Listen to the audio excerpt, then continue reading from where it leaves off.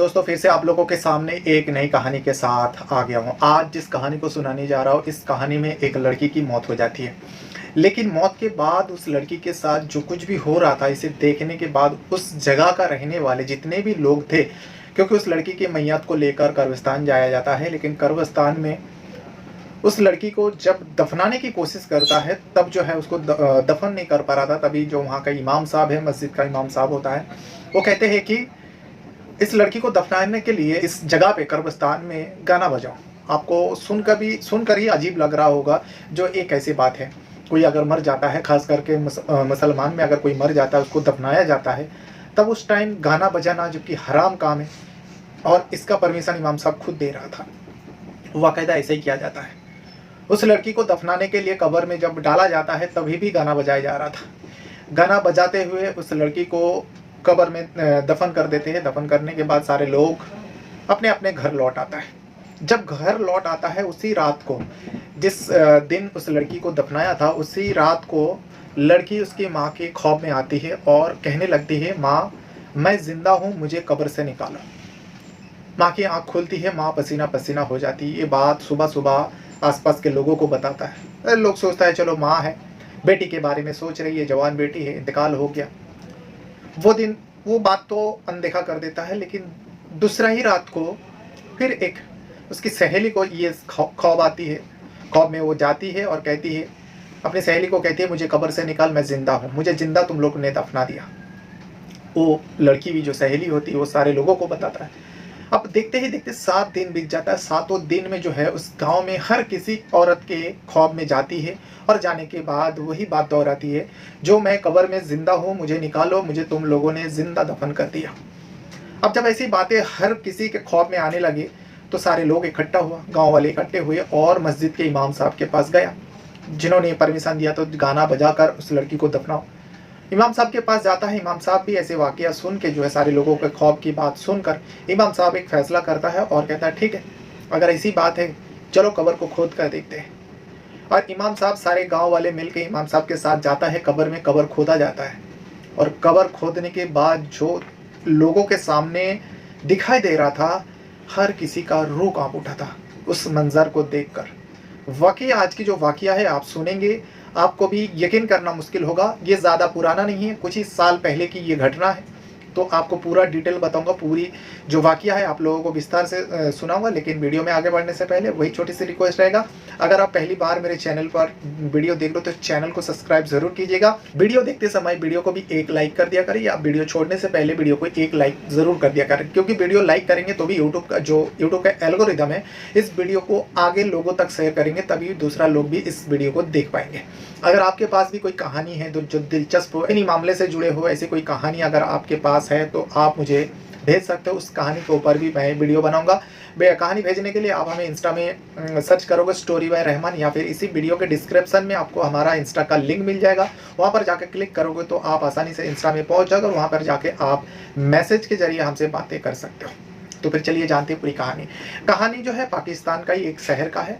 शहर के अंदर एक छोटा सा गाँव लगता है। उस गाँव में एक बहुत सारे परिवार रहता था, लेकिन एक परिवार ऐसा भी है जिस परिवार में सिर्फ महज 2 औरत रहती है।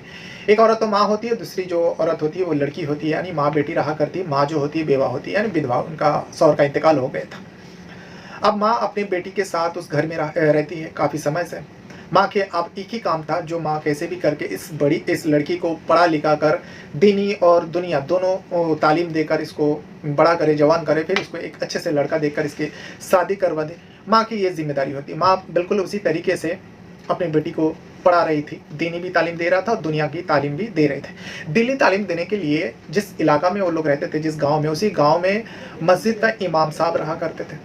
अब वो मस्जिद का जो इमाम साहब है वो बच्चे लोगों को तालीम दिया करता है, लेकिन इमाम साहब की जो बीवी होती है वो उसी इलाका के लड़की लोगों को दीनी तालीम यानी कुरान तिलावत करवाती थी, यानी कुरान पाठ पढ़ाती थी, कुरान सिखाती थी। अब ये जो लड़की है वो इमाम साहब की बीवी के पास पढ़ने जाती थी, यानी दीनी तालीम हासिल करने के लिए जाती थी, और दुनिया की तालीम लेने के लिए स्कूल जाया करती थी। यही दिन गुजारता गया। देखते ही देखते लड़की आप धीरे धीरे बड़ी होने लगी।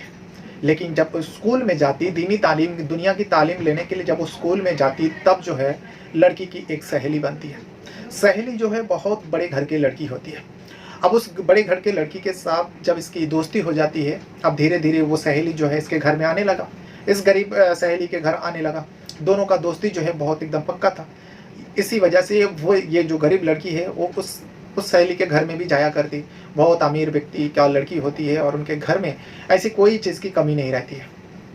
अब दोनों का आना-जाना लगा रहता है, लेकिन उस बड़ी घर की जो लड़की होती है, सहेली होती है, उसके पास एक मोबाइल भी थी। अब वो मोबाइल में तरह-तरह की चीज़ें देखा करती थी। ख़ास करके वो टिकटॉक में बहुत फ़ेमस होना चाहती थी। टिकटॉक में तरह-तरह की अपने नुमाइश वाला वीडियो डाला करती थी और अपने सहेली को दिखाया करती थी। लेकिन ये जो सहेली होती है, गरीब परिवार की लड़की, जो गरीब माँ की एक लौती लड़की थी, इसे ये सब दीनी कामों से, मतलब दुनिया के कामों से मतलब ही नहीं था। वो दीनी तालीम हासिल कर रहे थे, इसीलिए उसे अच्छाई-बुराई के बारे में पता था। और उसकी माँ जो है बहुत ही नेक होती है, जो खुद तो घर में कुरान का तिलावत करती है और अपने बेटी को भी दीनी तालीम दे रहा था। तो दीनी तालीम के साथ-साथ लोगों के साथ कैसे व्यवहार करना, ये सारी चीज़ सिखाते थे अपनी बेटी के अंदर, वही सब समझाते थे, वही पढ़ाते थे। यूँ दिन बीतते गया, लड़की पाँचों वक़्त की नमाज़ी भी थी, यानी नमाज़ पढ़ते थे। माँ खुद उसको नमाज़ के लिए टोका करती, जो बेटी नमाज़ का टाइम हो गया, चलो नमाज़ पढ़ लेते हैं। दोनों माँ बेटी नमाज़ भी पढ़ लेती वक़्त पर। ये भी दिन गुज़रते गया। लेकिन अब धीरे-धीरे जो है लड़की अब दीनी काम से दूर हो रही थी और दुनिया के कामों में वो लगा रही थी। वजह ये थी उसकी सहेली। उसकी सहेली जो है आए दिन इसका घर में आने लगी है। अब बेटी की सहेली है, तो माँ समझ रही थी जो बेटी अब दिन के मामले से दूर हो रही, क्योंकि कभी-कभार वो नमाज़ भी कज़ा कर देती है। ऐसे काम तो कुछ नहीं रहती। सहेली के साथ बातें करते-करते वो नमाज़ भी कज़ा कर देती थी। माँ टोका करती, जो बेटा नमाज़ छोड़ के ऐसी कोई काम मत करो, ऐसी तुम फालतू बातें करते रहते हो, उससे अच्छा वक़्त पर नमाज़ अदा कर लिया करो। नमाज़ को क्यों ढीला करते हो, नमाज़ कज़ा क्यों करते हो, इसके कज़ा करने का तुमको सज़ा मिलेगी। पहले तो माँ की सारी बात मानती थी, सारी बात सुनती थी, लेकिन जब से इसकी सहेली से ज़्यादा दोस्ती हुआ, तब से जो है ये नमाज़ भी कज़ा करती और सहेली के साथ, जब भी वो सहेली आती उसके साथ चली जाती उसके घर में। ये भी करते-करते अब वो कुरान तिलावत करना भी छोड़ दी थी। अब ये सब मसला को लेकर माँ बहुत ज़्यादा परेशान हो गई थी। माँ अब लड़की को लेकर सोचने लगी, जो अगर इसकी सहेली ऐसी करती रही तो मेरी लड़की भी मेरे हाथ से निकल जाएगी, ये कहना नहीं मानेगी, आगे जाकर कुछ गलत कदम ना उठा ले। इस वजह से माँ जो है उस मौलवी का बीवी के पास जाती है, यानी जिसके पास वो दीनी तालीम हासिल कर रही थी, जिसके पास वो कुरान सीख रही थी। अब उनके पास जाती है माँ जाकर अपनी बेटी के बारे में सब कुछ बताती है। तो मौलवी का जो बीवी है, यानी इमाम साहब का जो बीवी है, अब उनको भी डाउट हुआ था, इस लड़की को लेकर डाउट हुआ था। पहले बहुत अच्छा कुरान पढ़ती थी, लेकिन अभी तो वो आती है बस टाइम पास करके चली जाती है। और सारी लड़कियां हैं कितने अच्छे कुरान पढ़ती है, लेकिन ये लड़की पहले अच्छे पढ़ती थी, लेकिन अभी अच्छा पढ़ता नहीं है। अब उस इमाम साहब के बीवी को भी पता चला इस लड़की के बारे में, माँ खुद शिकायत किया। दूसरा दिन गया, लड़की कुरान पढ़ने के लिए गई, तो मौलवी का जो बीवी है, इमाम साहब की जो पत्नी है, इनको ये सारी बात बताया, जो तुम्हारे बारे में हमें शिकायत मिली है, तुम उस सहेली के साथ क्यों घूमती हो, वो तो दीनी काम से बहुत दूर है, तुम उसका साथ छोड़ दो, वो बड़े घर की बेटी है। अब इमाम साहब की बीवी इस सारी बात माँ के सुनने के बाद दूसरा दिन जब ये लड़की कुरान पढ़ने के लिए जाती है इमाम साहब के बीवी के पास, तो इमाम साहब की बीवी जो है इस लड़की को खास करके समझाती है, जो देखो तुम्हारी जो सहेली है, तुम उसका साथ छोड़ दो, वो अच्छी लड़की नहीं है, वो बड़ी घर की लड़की है, वो अधरंगी हालत में रहती है और तुम्हें उसके साथ उठना बैठना शोभा नहीं देती है। ये बात सारी सुनाती है, लेकिन उसे पता चल गया था, इस लड़की को पता चल गया था ये सारी बात किसने कहा है। वो सीधा आती है घर पर, गुस्सा तो बहुत होती है अपनी उस्तादनी के पास, लेकिन उस्ताद के सामने ये कुछ नहीं कहती है, कुछ खामोश होकर सुन लेती है। लेकिन घर पे आने के बाद माँ के ऊपर टूट पड़ती है, क्योंकि उसे पता था माँ नहीं बताई होगी, माँ के अलावा को तो भाई कोई नहीं शिकायत करने वाला या फिर बताने वाला, इसीलिए वो माँ के ऊपर टूट पड़ती है और इस बात को लेकर माँ से बहुत ज़्यादा झगड़ा करती है। जब झगड़ा कर ही रही थी तभी जो है उसकी सहेली आ जाती है। अब सहेली आने के बाद वो सहेली के साथ फिर से सहेली के घर चली जाती है। अब सहेली के घर जाने के बाद दोनों मोबाइल पे वही ड्रामा देखती है, तरह तरह की पोस्ट बना के फ़ोटो खींचती, सेल्फी लेती, फिर उसको अपलोड करती टिकटॉक में। लेकिन एक दिन वो सहेली जो है इसके घर में आती है जब ये कुरान पढ़ रही होती है। अब जैसे सहेली को आते हुए देखते ही तो माँ उसकी जो है उसे मना करती है, अपनी बेटी को मना करती है, जो बेटी तू कुरान पढ़ी है, अभी तो कुरान मजीद खोली है, अभी उसको पढ़, अभी तो उसके साथ मत जाना। लेकिन माँ की तरफ एक गुस्से में देखती है। अब माँ से इसकी नफरत होने लगी थी, क्योंकि माँ शिकायत जो किया था इस वजह से माँ के ऊपर उसकी नफरत होने लगी। लेकिन माँ का कहना नहीं मानती, वो सीधा कुरान बंद करती है और सहेली के साथ चली जाती है। सहेली आकर कुछ कान में फुसफुसा के बोलती है, बोलने के बाद दोनों खुशी खुशी एकदम हंस देती है, फिर दोनों साथ में चली जाती है। माँ का कहना नहीं मानते। अब उसके घर में जाकर, क्योंकि इन दोनों को पता था जो टिकटॉक, जो पाकिस्तान का टिकटॉक स्टार है, वो आज लाइव इतने टाइम पे आने वाली है, तो इसीलिए दोनों को भी पता था। उसको आके बताया जो टिकटॉक स्टार जो है लाइव आने वाली है, हम लोग जाके लाइव देखेंगे, कमेंट करेंगे। उसके घर चली जाती है, उसके साथ काफ़ी समय बिताने के बाद वो घर लौट आती है। जब घर लौट आती है तो माँ उस बात को लेकर बहुत ज़्यादा डांट फट करती है और कहती है आज के बाद तू उस सहेली से मत मिलना। लेकिन ये लड़की जो है हाथ से निकल चुकी थी। लड़की माँ का कहना नहीं मानती। लड़की कहती है माँ आप हमसे चिढ़ते क्यों, आप हमसे जलते क्यों हो? क्या मैं अपनी सहेली के साथ कुछ गलत कर रहा हूँ? मैं तो बस उसके साथ मोबाइल देखती हूँ, आपको इससे भी जलन है? आप कैसी माँ हो, आपको तो शर्म आनी चाहिए। मैं इतनी बड़ी हो गई हूँ, आपने मुझे एक मोबाइल तक नहीं दिया, लेकिन मेरी सहेली के घर में देखो हर किसी के पास मोबाइल है। मैं आपसे कुछ मांगती नहीं, इसका मतलब ये थोड़ी ना है जो आप मुझे ऐसे डांट फटकार देते रहो। बेटी के मुँह से ऐसी बातें सुन के माँ के तो कलीजा दहल जाते हैं, जो ये बेटी कैसे हो गई, पहले क्या थी अब क्या बन गई। माँ अल्लाह के पास जब भी नमाज़ पढ़ने के लिए जाती, नमाज़ ख़त्म करने के बाद हाथ उठा के अल्लाह से दुआ मांगती, जो अल्लाह मेरी बेटी को अपने फजल करम से नमाजी बना और दीनी काम करने की तौफीक दे। यही सब दुआ मांगती। लेकिन बेटी दिन ब दिन बिगड़ते जा रही, और बिगड़ते बिगड़ते इतना ज़्यादा बिगड़ चुकी थी कि माँ का कहना तो दूर की बात, वो नमाज़ पढ़ना भी छोड़ दिया था। यहाँ तक कि कुरान तिलावत जो करती थी उससे भी वो छोड़ दिया था। कुछ समय और बीता। कुछ समय और बीत जाने के बाद एक दिन फिर से वो सहेली इसके पास आती है, जो बड़ी घर की लड़की होती है इसके पास आती है, और दोनों साथ में पूरा दिन भर के लिए गायब हो जाती है। क्योंकि इसे जाना था पास के घर में एक कुरान खानी का रखा था, तो कुरान खाने के लिए इसे भी बुलाया था। क्योंकि जितने भी लोग उस इमाम साहब के बीवी के पास, जितने भी बच्चे बच्चियाँ कुरान तिलावत करते, कुरान पढ़ने जाते, सारे लोगों को दावत दिया था जो आज हमारे घर में कुरान खानी है तो आपकी लड़की को भी भेज देना। माँ इस बात को अपनी बेटी को बताती है, जो तू कहाँ जा रही है, आज तुझे उस घर में जाना है, हमारे पड़ोसी के घर में, उनके घर में कुरान खानी है, खास करके तुझे बुलाया है, तुझे जाके कुरान पढ़ना है। लेकिन ये लड़की कहती है जो अगर आपको बोल के गया है, अगर कुरान पढ़ने का इतना ही शौक़ है आप चले जाओ, मैं जा रही हूँ अपनी सहेली के साथ। अब वो सहेली भी अपनी सहेली के माँ को कहती है आंटी हर बार क्या कुरान पढ़ो, क्या लगा के रखे हो आप लोग इसीलिए इतना गरीब हो, आप लोग दुनिया की नहीं सोचते हो, दिन के बारे में ही सोचते रहते हो। लड़की की ऐसी बातें सुन के उसकी माँ के तो होश उड़ जाते। उसकी माँ कहती है तू चुप कर, तुझे क्या मालूम है, दिन का काम में तो कुछ भी नहीं जानती है, दुनिया के कामों में पड़ी रहती है, आधनंगी हालत में घूमती है। तुझे देखना अल्लाह ताला बहुत सज़ा देंगे, तुझे अल्लाह ताला ऐसी सज़ा देंगे कि तू किसी को बता भी नहीं पाएगी। ऐसी बात सहेली की माँ सहेली को बोलती है। तो ये लड़की जो है बहुत ज़्यादा गुस्सा होती है अपनी माँ के ऊपर, और वो सहेली कहने लगती है जो देख तेरी माँ जो है तुझे कुछ करने नहीं देना चाहती, इसीलिए तेरी माँ ऐसी बातें कर रही है। मैं होती ना, अगर ये मेरी माँ होती, मैं मुंह पर तमाचा मार देता। लेकिन तू कैसी लड़की है, तेरी माँ की ये बकवास तू सुनती है, कैसे सहती है तू? माँ के सामने सहेली को कहती है। वो सहेली भी माँ की तरफ गुस्से में देखती है, चेहरा लाल कर कर वहाँ से वो चली जाती है। अब सहेली के साथ वो दोनों चली जाती। दिन भर वह सहेली के साथ नाच गाना करती, उसके घर में जाके मोबाइल पे गाना लगा कर नाच गाना करती। शाम को लौट आती है। शाम को आने के बाद माँ नमाज़ पढ़ रही थी, मगरिब के वक्त था, अंधेरा हो चुका था, माँ नमाज़ अदा कर रही थी। नमाज़ अदा करने के बाद सलाम फिरने के बाद देखती है कि बेटी आई है। बेटी को कहती है जो बेटी तू भी नमाज़ अदा कर ले, अभी भी वक्त है, तू नमाज़ पढ़ ले। लेकिन बेटी कहती नहीं, आज मैं थक चुकी हूँ, आज मैं नमाज़ नहीं पढ़ूंगी। माँ पूछती है ऐसा क्या हुआ, तू थक चुकी है? तो बेटी कहने लगी है जो मेरी सहेली के साथ घर में हम लोग पार्टी बनाया, हम लोग ऐसे ऐसे किया और तरह तरह की रील्स बनाया। अपनी जो बेहुदा हरकत है उसके बारे में माँ को कहने लगी। माँ सुनने के बाद तौबा तौबा करने लगी और अल्लाह से फिर से माफ़ी मांगने लगी, जी अल्लाह मेरी बेटी को माफ़ कर देना, तो अपने रहमत से इसे अपने तरफ बुला ले। इसे दुआ मांगने लगी। माँ और कर भी क्या सकती है, बेटी को ज़्यादा कहती तो बेटी खुद उसके ऊपर टूट पड़ती। यूँ ही दिन गुजारता गया। लेकिन एक दिन वो कुरान तिलावत कर रही थी, कुरान पढ़ रही थी। माँ के बार बार कहने पर कुरान पढ़ रही थी।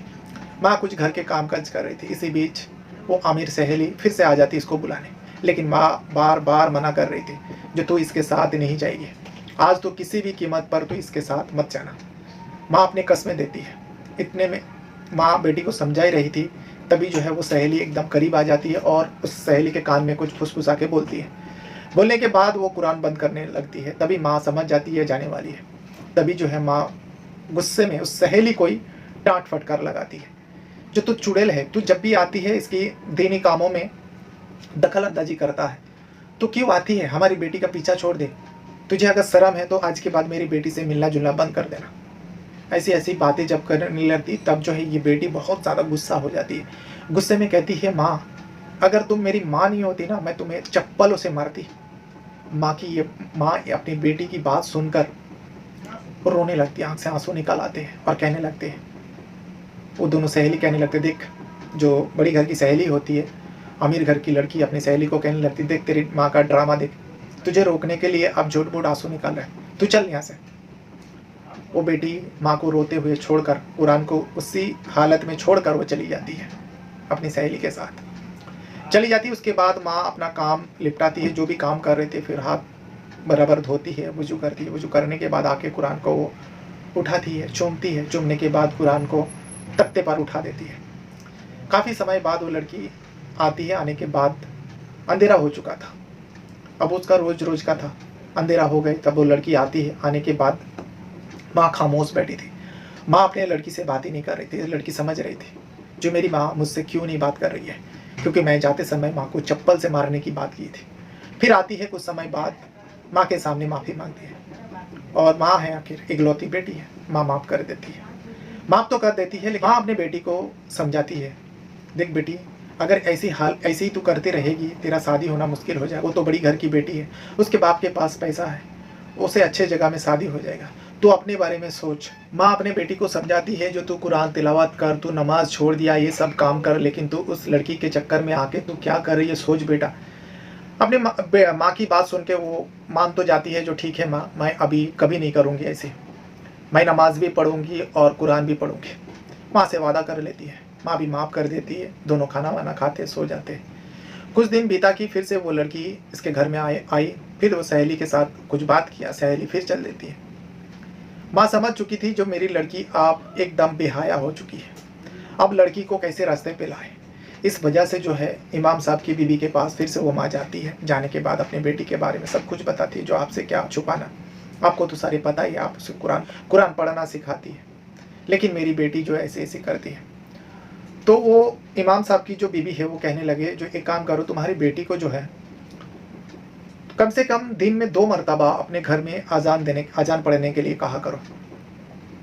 ये बात सुनने के बाद माँ घर आती है। घर आने के बाद बेटी से कहती है, बेटी तू एक काम कर, तू कुरान नहीं पढ़ती, नमाज नहीं पढ़ती, तो एक काम कर, 2 वक्त अजान दिया कर, अजान घर पे पढ़ा कर।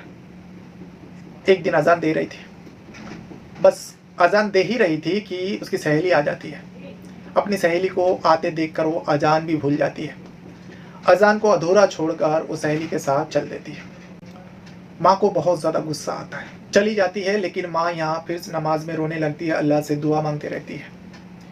लड़की बहुत शाम भी ढल चुका था, रात होने लगी थी, तब लड़की अपनी सहेली के घर से आती है। आने के बाद माँ नाराज़ थी, उसे पता था जो मैं ऐसी हालत में चली गई थी, इसीलिए माँ को दिखाने के लिए वो वज़ू करती है, और वज़ू करने के बाद कुरान पढ़ने जा रही थी, कुरान को वो उतारने जा रही थी जहाँ पर तख्ते पर रखा था।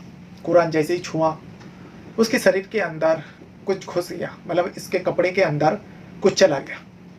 अब कपड़े के अंदर जाने के बाद वो खुजालने लगे चारों तरफ, उसे मालूम नहीं पड़ा जो इस कुरान शरीफ के पीछे क्या चीज़ थी, और उसके कपड़े के अंदर चला गया। तो देखने की कोशिश करता है, लेकिन वो अंदर जाकर काटने लगता है। जब उसे काटने लगती है तब वो चीखती है, चिल्लाती है।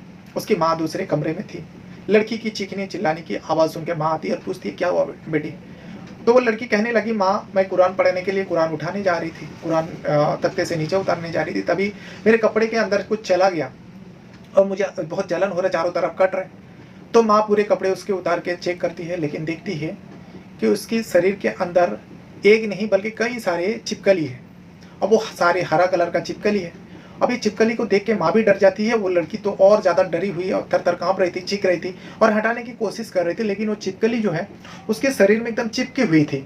देखते ही देख के और ज़्यादा छिपकली आ जाती है और सारे इधर उधर से छिपकली जो है उसी के ऊपर गिर रही थी। उसकी माँ वहीं पे थी, लेकिन उसको माँ को कोई छू भी नहीं रहा था, उसके ऊपर गिर भी नहीं रही थी।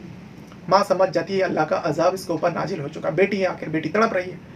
इसे देखकर माँ दौड़ते हुए, बेटी ऐसा तड़प रही थी घर के अंदर, कमरे के अंदर, माँ दौड़ते हुए मौलवी की बीवी के पास जाती है और जाने के बाद अपनी बेटी के बारे में कहती है जो ऐसे ऐसे हुआ मेरी बेटी के साथ, अब जल्दी से चलिए। इमाम साहब की जो बीवी है वो आती है और इस लड़की को देखती है। देखने के बाद वो भी समझ जाती है जो हाँ ये कोई छिपकली नहीं है, ये तो कोई अजाब हो रहा है इसके ऊपर, अल्लाह का अजाब नाजिल हुआ। लेकिन छिपकली को तो हटाना पड़ेगा, लड़की जिंदा है और चीख रही है। इसी बीच जो है आसपास के लोग भी आ जाते हैं। सारे लोग इस मंजर को देख के तौबा तौबा करने लगता है और सारे लोग मिलकर उस छिपकली को हटाने की कोशिश करता है। लेकिन उस लड़की को चारों तरफ से छिपकली से एकदम घेर के रखे थे और पूरे शरीर में काट रहे थे। इतने में काटते काटते कोई उसके नाक में घुसा, कोई उसके मुंह में घुसा, तो कोई उसके कान में घुस जाती है। लड़की की मौत हो जाती है। लोगों के सामने उस लड़की की मौत ऐसी दर्दनाक मौत हो जाती है, लेकिन छिपकली उसके शरीर से हट ही नहीं रहा था। तभी जो है इसी दर्दनाक मौत हो जाने के बाद सारे मोहल्ले वाले वहाँ पर जमा हो जाता है। लेकिन फिर उसके बाद अब मौत हो गई तो माँ के रो रो के बुरा हाल। इमाम साहब को भी खबर मिलती है, पूरा इलाका में खबर मिलती है। उस लड़की के कारनामे के बारे में भी पता चल जाता है। लेकिन लड़की को अब दफनाना तो पड़ेगा। अब दफनाने के लिए उसको नहलाया जाता है, लेकिन उसको नहलाने के लिए कोशिश करता, लेकिन छिपकली उसके शरीर में चिपका हुआ था। इसीलिए इमाम साहब कहता है जो इसे ऐसे ही कब्रिस्तान में ले चलो। कब्रिस्तान में ले जाया जाता है, लेकिन उसकी बॉडी को, उसकी जो जनाजा को कैसे उठाए, उसके शरीर में पूरा छिपकली था। इतने में किसी के पास मोबाइल थी, तो मोबाइल में गाना लगाया हुआ था। किसी का फ़ोन आता है तो गाना बजने लगता है। जैसे गाना बजने लगता है तो एक पल के लिए सारी जो छिपकली है, जब तक वो मोबाइल में रिंगटोन हो रहा था, गाना बज रहा था, सारी छिपकली जो है उसके शरीर से हट जाता है। इमाम साहब भी खड़ा था। इमाम साहब इस मंजर को देख के इमाम साहब कुछ टाइम सोचा। फिर जब मोबाइल का रिंगटोन बंद हुआ, फिर से वो छिपकली उसी लड़की के ऊपर घेर लेती। इमाम साहब ये मंजर देखने के बाद इमाम साहब कुछ टाइम सोचा। सोचने के बाद इमाम साहब को हुक्म देता है जो एक काम करो, इस लड़की को फिर से नहलाने के लिए लेकर जाओ। सारे लोग कहने लगा जिसके शरीर में तो छिपकली है। तो इमाम साहब कहने लगा एक काम करो, एक टेप रिकॉर्डर लेके आओ या फिर मोबाइल में गाना बजाओ। मोबाइल पे गाना बजाते हुए इस लड़की को नहलाओ। अब उसको लेना ले धुलाने का जो भी काम रहता है, मोबाइल पे गाना बजाने के बाद जैसे गाना बजता है सारी छिपकली हट जाता है। ये अजीब सा मंजर हो रहा था उस जगह पर।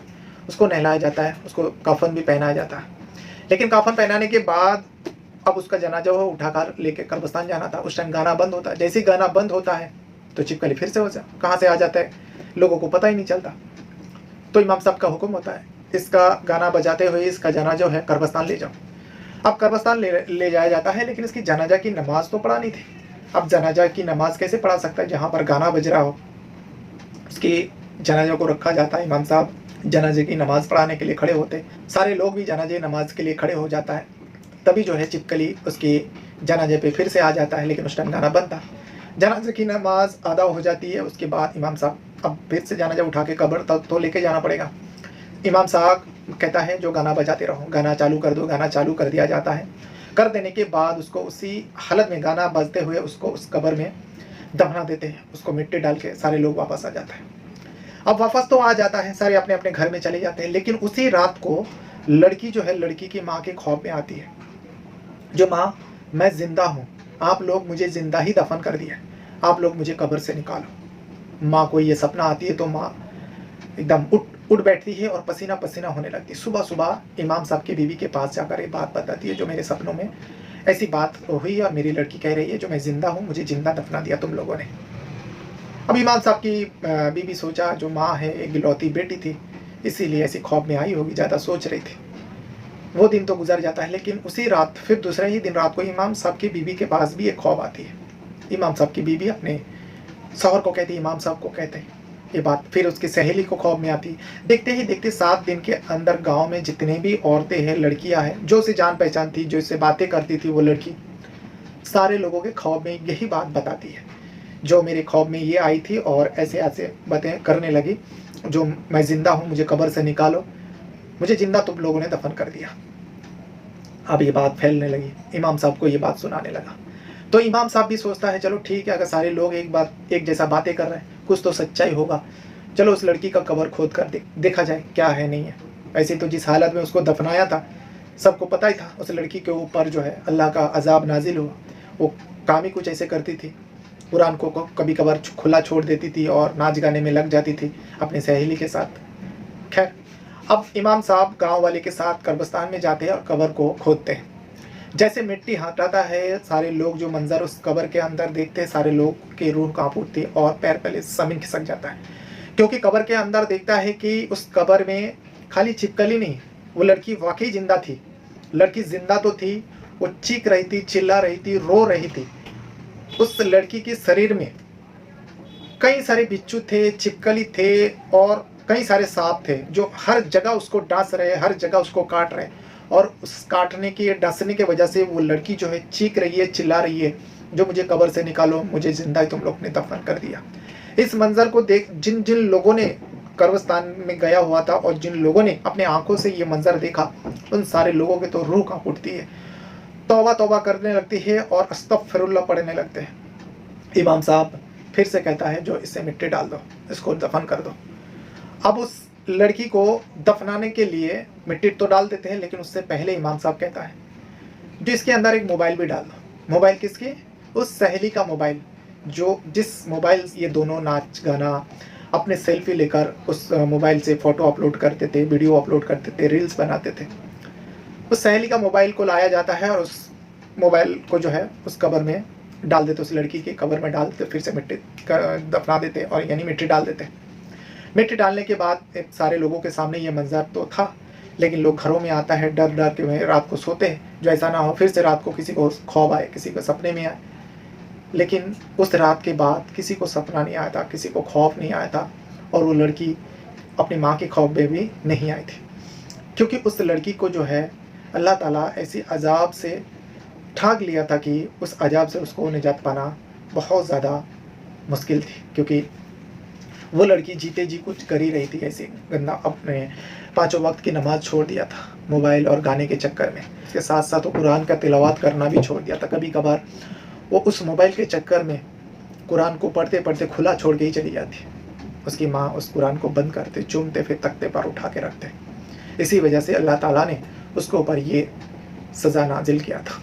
वाकई ये अजाब के बारे में जब लोगों को पता चला, लोग तो अपने घरों में जिन सारे लोगों ने, जो बच्चे लोगों को मोबाइल दे देता है, उन लोगों ने अब बच्चे लोगों को मोबाइल देने में हिचकिचा रहा था। और ख़ास करके मुसलमान होकर जो अपने बच्चे को मोबाइल छोड़ देते हैं, जो बच्चे थोड़ा टाइम मोबाइल देखेंगे, जो मोबाइल ऐसा होता है ना, अभी आज के दौर में क्या होता है, जो बच्चे के पास मोबाइल रहेंगे तो बच्चा चुप रहेंगे, खामोश रहेंगे। ऐसे गलत काम करने के लिए माँ बाप खुद अपने बच्चों के हाथ में मोबाइल दे देता है। वैसे माँ बाप को सोचना चाहिए। वाकई इसे इस लड़की की जो अजाब हुई है, जीते जी तो उसको अजाब अल्लाह ताला ने दे दिया था, क्योंकि सुना गया है कि मरने के बाद ही अल्लाह ताला जो भी दुनिया में करता है उसकी सज़ा जो है मरने के बाद देते हैं, कब्र में देता है, जहन्नुम नसीब होता है। लेकिन इस वाक़या में देखा गया कि लोगों के सामने उस जिंदा लड़की को अल्लाह ताला का अजाब नाजिल हो चुका था और लोग अपनी आँखों से उस अल्लाह के अजाब को देख पा रहा था। तो ऐसी अजाब से हम सभी को अल्लाह ताला से दुआ करें कि अल्लाह ताला ऐसी अजाबों से और ऐसी गलत कामों से हम लोगों को बचा के रखे। तो ये था वो पूरी वाक़या जो पाकिस्तान का है। अगर आपको कुछ कहना है, कुछ बताना है, तो वीडियो के कमेंट बॉक्स में आप ज़रूर बताइएगा। इस वीडियो को देखने के लिए बहुत बहुत धन्यवाद करता हूँ। Thank you very much.